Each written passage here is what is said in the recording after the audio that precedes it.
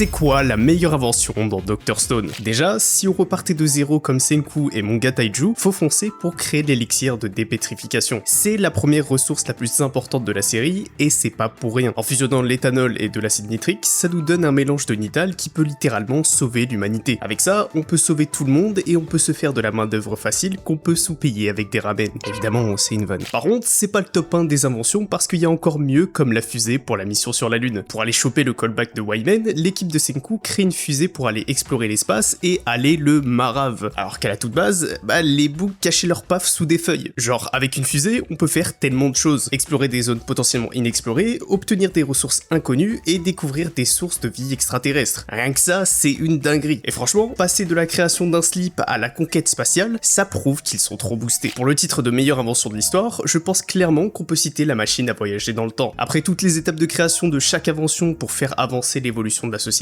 Senku décide de créer une machine à remonter dans le temps avec comme base les Médusas, les fragments mécaniques de vie qui créent Wyman. C'est la dernière invention en date de la série et elle a pour objectif de sauver les 7 milliards d'êtres humains avant la pétrification. Rien que pour l'objectif final de l'histoire et le fait que ça ouvre tellement de possibilités, ça prouve que c'est une folie d'innovation. On peut par exemple revenir dans le passé pour acheter du bitcoin et devenir multimillionnaire pour mettre la daronne à l'abri. Avec toutes ces qualités, je pense que ça vaut le coup de la nommer meilleure création de la série. Et ça, tu l'aurais jamais su si t'étais pas abonné à Yahoo. Maintenant, tu sais